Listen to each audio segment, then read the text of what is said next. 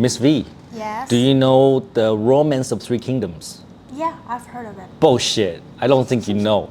The Romance of Three Kingdoms is a novel that talks about a period of Chinese history.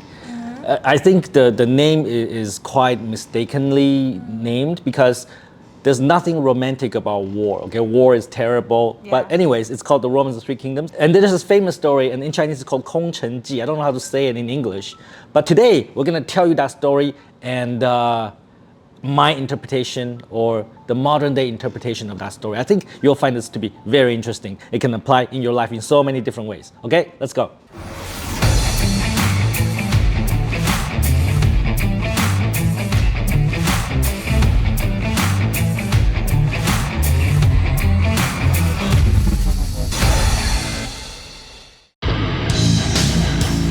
Hey Tom, it's the one and only Floyd Money Mayweather.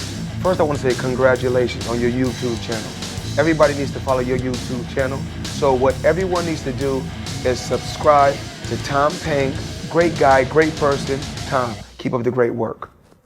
So you're not a fan of Chinese history? Not really. Not really, but you like Taylor Swift? Yes, I do. Okay.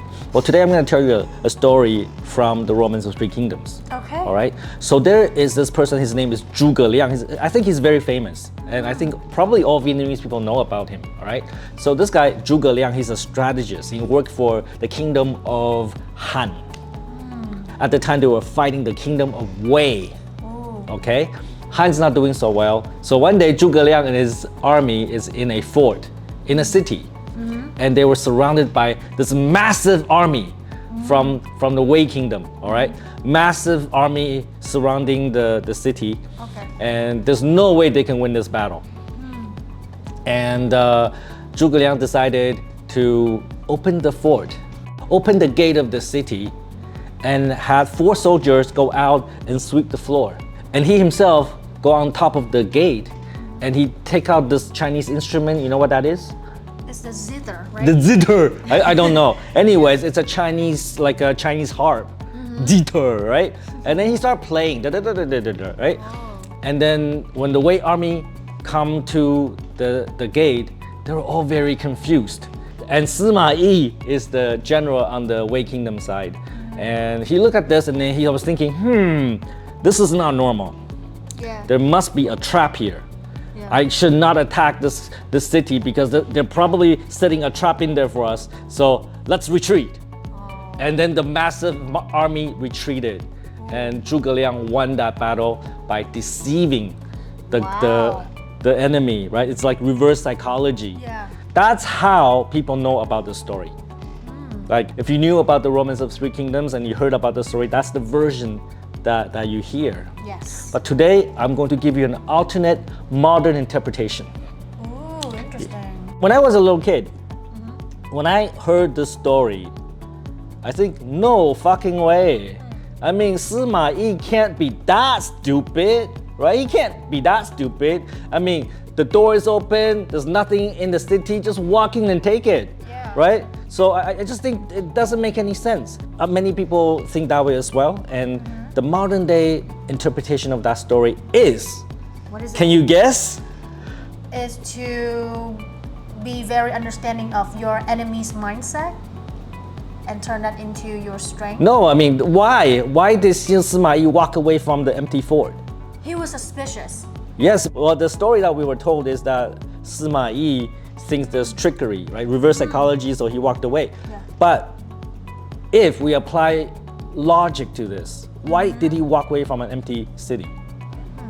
Because he thinks it's too perfect to be true. It's too perfect to be, yeah, I guess so. Like, you know, some things are too good to be true. Too good to be true. So probably a lie, right? Yeah. Yeah, so that's again the official interpretation of the story. But let me give you the modern day interpretation, okay? So when Sima Yi with his big army go to the gate of the city and saw there's nobody there, and the gate of the city is wide open, Yeah. and Sima Yi thought to himself, this is probably the last battle between the kingdoms. This is the deciding battle, and after this, Han will be destroyed and Wei will be successful. And he looked at this and he thought to himself, if Wei wins, what will happen? then they will take over the three kingdoms, right? They will take over the world. Yeah. What will happen to him? Sima Yi, the general. He will become the emperor of the world. No, he's not the emperor, but he report to a king. Okay. So in that moment, Sima Yi thought, well, if I finish the battle, if I win this battle, then that's great. The war is over. But in peacetime, what happens to generals? They will get a really serious punishment. Why do they get a punishment? But you're on the right track, because once the war is over, it's peacetime, kings are worried, they're suspicious of their generals. Yeah. Right? So they don't want to keep generals around, and the history repeats itself again and again. Kings do not keep their generals around after they have won the war, because they become a threat to the king's authority. How come? Because they can organize an army and fight the king. Oh. Right? So he looked at the empty fort and he thought the war cannot end here. It must continue on, because once the war is over, the king has no use for him anymore. It's like a dried well, right? Once the well is dry, you don't need the bucket anymore. You probably take the bucket and you turn it into firewood. Or there's a Chinese saying that if I have a hunting dog, a hound, and I kill all the animals in the forest and there's no need for the hound, I will eat the hound, right? So the modern day interpretation is that Sima Yi, when he looked at the situation, he realized this war must go on. Otherwise, his usefulness to the Wei Kingdom ends there, and he will probably be eliminated. So that's the reason why he retreated.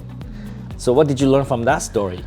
So in any situation, whether it's work or in life, I wouldn't want to make myself disposable, right? I want to keep myself useful, whether to my boss or to others around me. Is that how you understand the story? Interesting. Okay, anyways, so what do you think about the story and the modern day interpretation of the story? And what is your takeaway? Comment below, let me know how you feel about the story, okay? Take some fucking action and look into the romance of the three kingdoms. There's many interesting stories there. Don't be a fucktard.